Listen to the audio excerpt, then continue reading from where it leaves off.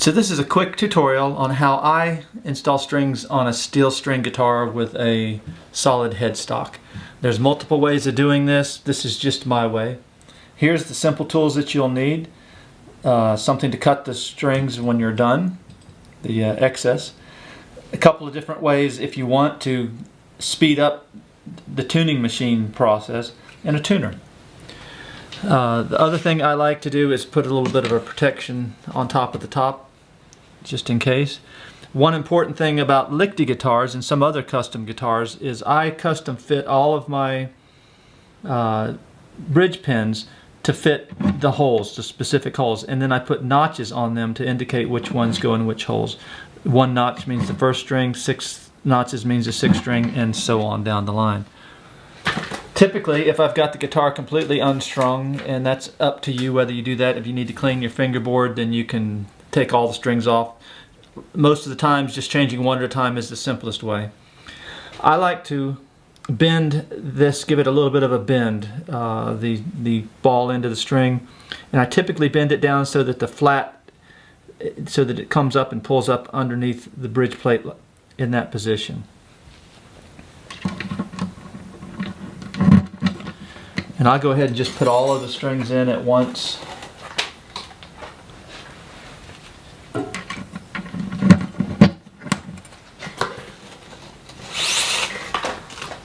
Bending each one down, placing it in, putting the proper bridge pin in.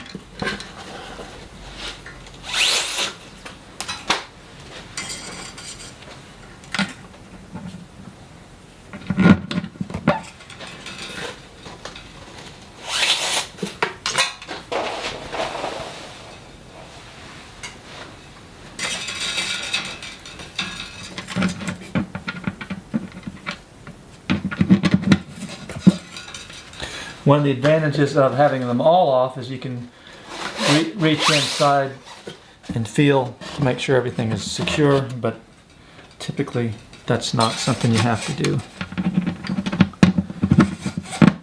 Alright, now that all the strings are in here, we'll go down to the tuning machine side. So while we have the strings off, I think I'll go ahead and put some oil on the fingerboard, since this is an older guitar, and help enliven it back. This is what, can you see that? This is what I'm using. I recommend lemon oil, or actually what I would recommend is just getting something that's made specifically for this. That way you're not guessing if you've got the right product or not. And that's one of the advantages of having all the strings off, is it's easy enough to just go ahead and apply some of this.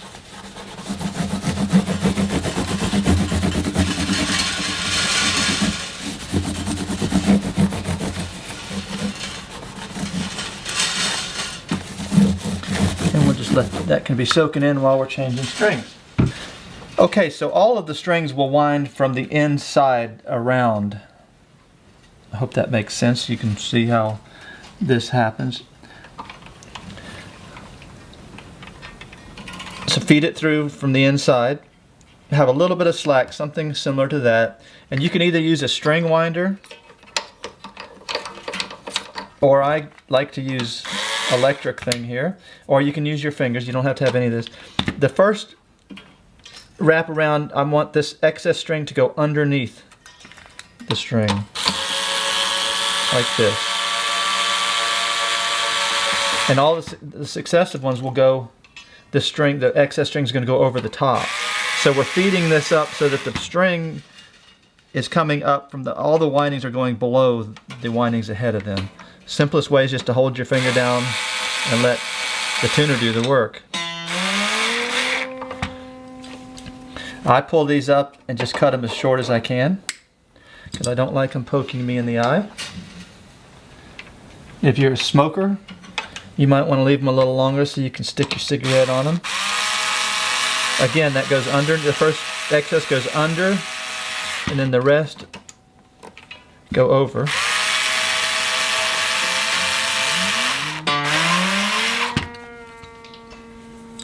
One of the advantages of changing them one at a time is you can kind of relatively tune them up based on the other strings while you're installing the new ones, but we don't have that advantage here now. So again, leave a little bit of slack something similar to that. You don't want too much.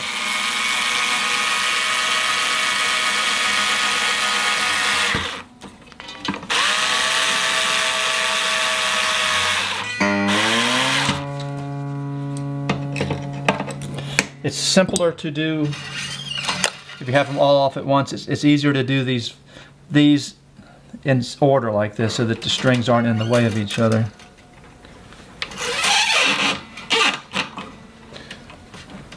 So you can see about how much slack I have, hopefully. It's going to go under, and then the rest are going to go over.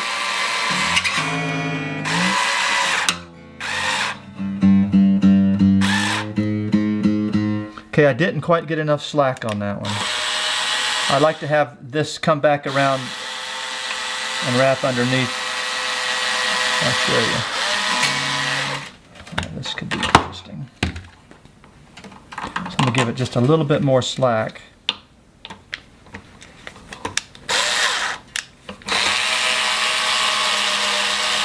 Going under.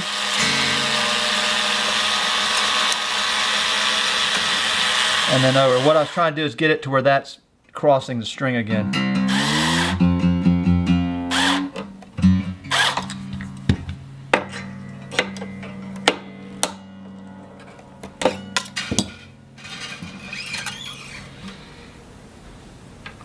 One of the things to watch out for is that you don't poke your finger into one of these nubby strings that you just cut off.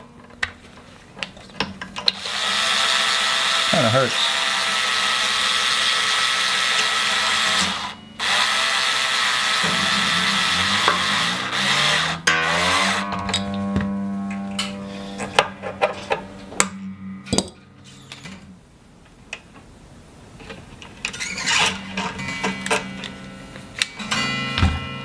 As far as the slack goes, something like this.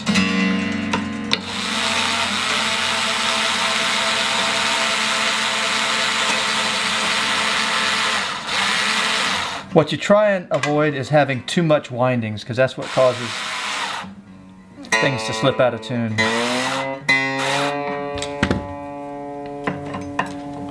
So before I tune them to pitch, I typically like to stretch them a little bit, just to get the windings tight and make sure everything's tight and your end pins are down, and that they're pulled up tight under the bridge plate, and that none of your bridge pins are sticking up high.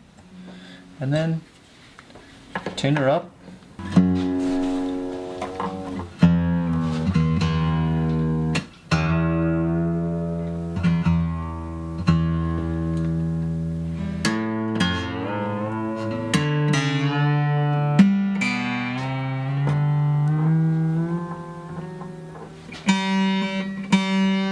So you notice I'm not tuning everything specifically up. There's no point in getting each string precisely tuned until you have them all relatively tuned. Otherwise, it just keeps changing because the guitar neck is bending back to its, everything's getting back settled to where it's normal is going to be.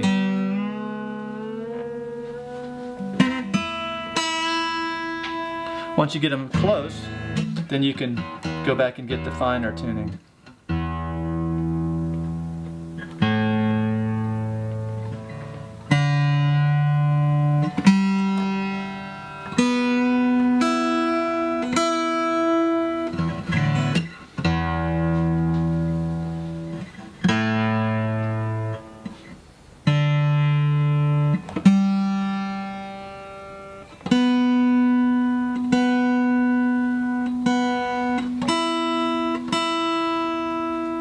And then one more stretch, just a slight thing, you're not pulling hard, you're just giving it a little bit of extra help. Hear how that one flattened just by that stretch?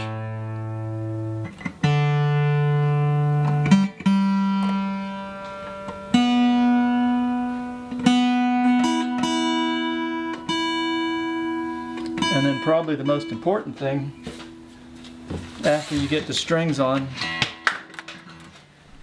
is that you sit down and play.